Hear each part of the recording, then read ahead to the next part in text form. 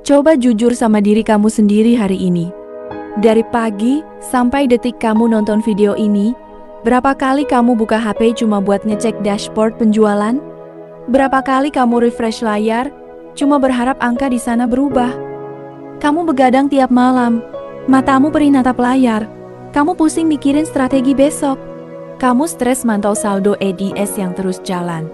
Deg-degan ngelihat ROAS iklan yang kadang boncos, pusing mikirin hook konten biar CTR-nya tinggi, sampai harus mikirin detail produk seperti nyiapin koleksi baju yang lebih tertutup karena kamu tahu audiens butuh itu.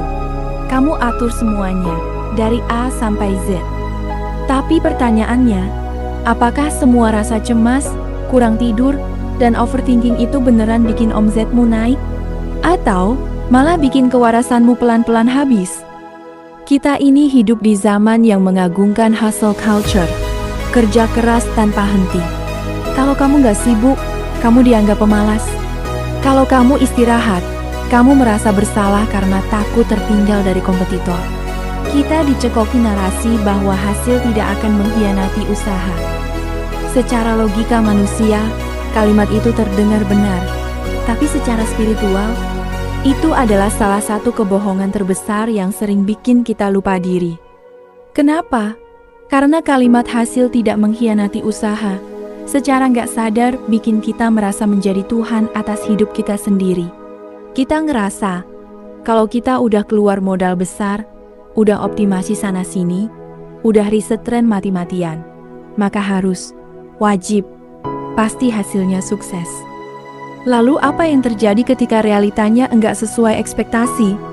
Ketika campaign udah dijalankan maksimal, tapi tetap sepi, kamu hancur, kamu marah, kamu nyalahin algoritma, kamu nyalahin keadaan, bahkan di titik terendah, kamu mempertanyakan keadilan Tuhan.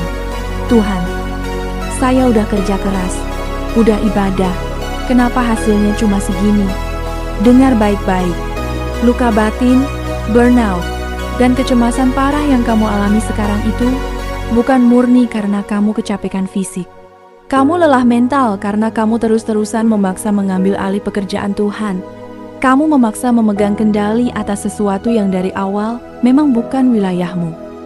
Dalam Islam, ada pemisah yang sangat tegas antara tugas manusia dan hak prerogatif Tuhan. Tugas kita namanya ikhtiar, hak Tuhan namanya hasil. Ikhtiar itu wilayah operasional kita. Bikin konten yang bagus, perbaiki kualitas produk, riset pasar, atur budget iklan dengan cerdas, belajar cara jualan yang benar. Lakukan itu semua sekeras dan secermat mungkin. Tapi, begitu kamu klik tombol publish, begitu kamu meluncurkan produkmu, detik itu juga, wilayah kerjamu selesai. Selesai. Selanjutnya, biarkan Tuhan yang bekerja. Ini yang namanya tawakal. Banyak orang salah paham. Tawakal itu bukan pasrah nunggu nasib. Udahlah, rezeki nggak kemana, tidur aja. Bukan gitu. Tawakal itu adalah tingkat tertinggi dari kesadaran diri. Tawakal adalah seni melepaskan kendali, the ultimate letting go. Kamu tahu kamu sudah melakukan yang terbaik di wilayah ikhtiar, lalu kamu melepaskan kemelekatanmu pada hasilnya. Kenapa? Karena kamu sadar betul bahwa sehebat apapun strategimu, tidak ada satu rupiah pun yang masuk ke rekeningmu tanpa izin darinya. Nabi Muhammad pernah ngasih sebuah analogi yang sangat luar biasa menampar ego kita. Beliau bersabda, seandainya kalian benar-benar bertawakal kepada Allah, niscaya kalian akan diberi rezeki sebagaimana burung diberi rezeki. Ia keluar di pagi hari dalam keadaan lapar, dan pulang di sore hari dalam keadaan kenyang. Coba kita bedah hadits ini pelan-pelan. Perhatikan burung. Apakah burung itu diam aja di sarangnya nunggu ulat jatuh dari langit? Enggak. Dia tetap terbang. Dia tetap ikhtiar keluar dari sarang tiap pagi. Tapi, apakah burung itu overthinking pas lagi terbang? Apakah dia cemas sambil mikir, aduh, nanti siang di pohon sana ada makanan enggak ya? Kalau ada burung lain yang ngambil duluan gimana? Besok, anak-anakku makan apa? Enggak, burung terbang dengan kepasrahan total. Dia fokus pada apa yang ada di depan matanya saat itu juga. Dia tidak membawa beban hari esok di pundaknya hari ini.